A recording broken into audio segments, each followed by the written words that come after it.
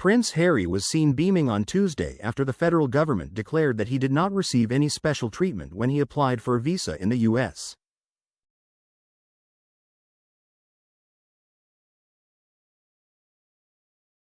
The Duke of Sussex appeared to be at ease as he stepped out of a van to run errands in Santa Barbara, California, where he lives with his wife, Meghan Markle.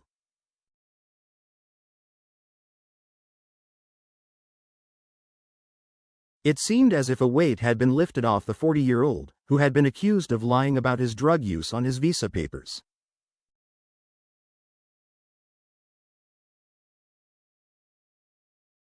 But in heavily redacted documents, a lawyer from the Department of Homeland Security, DHS, said his application followed all the applicable rules and regulations.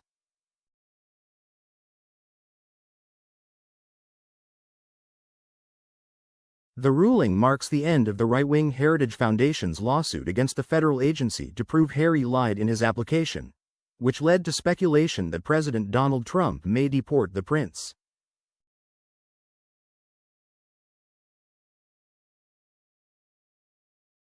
Harry has spoken publicly about using cannabis, cocaine and magic mushrooms in his memoir, Spare, and in his Netflix TV series.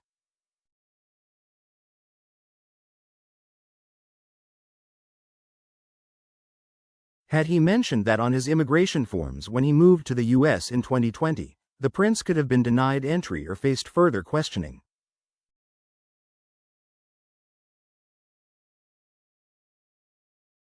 Still, the documents that were released on Tuesday contain page after page of blocked-out type in an effort to protect Harry's privacy and prevent him from being subjected to harassment.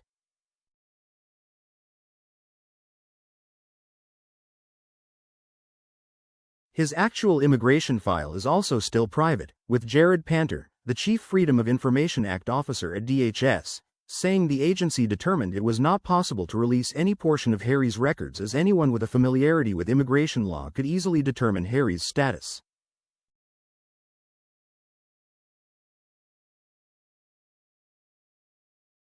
The prince has not publicly revealed his status in the U.S. after immigrating in 2020 with Markle, 43, with whom he has 2 children.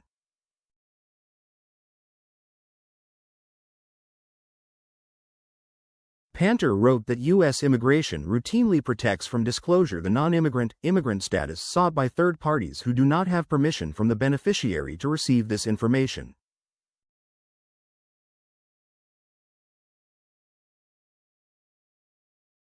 He said, to release such information would potentially expose the individual to harm from members of the public who might have a reason to manipulate or harass individuals depending on their status in the United States.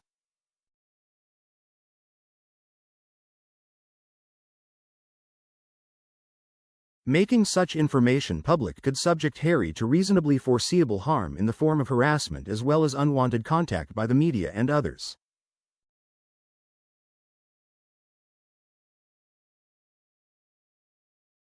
Panter then went on to reject the idea that Harry had been given preferential treatment.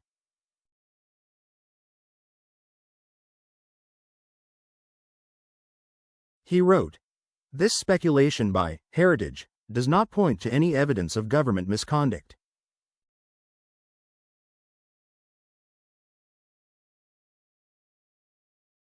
The records, as explained above, do not support such an allegation but show the regulatory process involved in reviewing and granting immigration benefits, which was done in compliance with the Immigration and Nationality Act and applicable rules and regulation."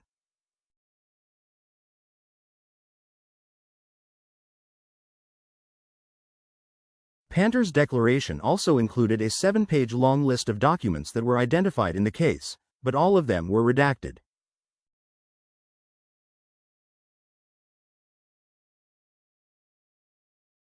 Four of the other documents are declarations from records officers at DHS, and they have heavy redactions too.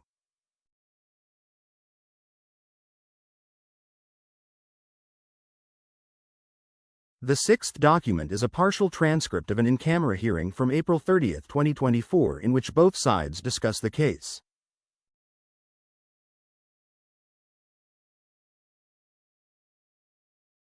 There is a fleeting reference to the musician Sting and another person. It is not clear who.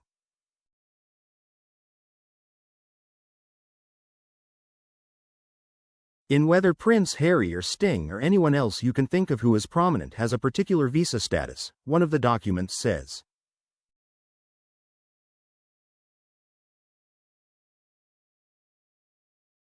The files were released following a U-turn by Judge Carl Nichols, who sits in Washington and is overseeing the case.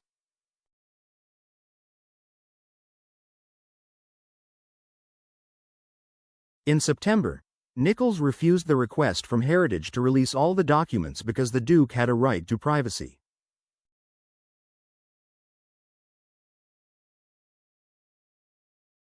But after a hearing he reconsidered and said he wanted to reveal the maximum amount that he could.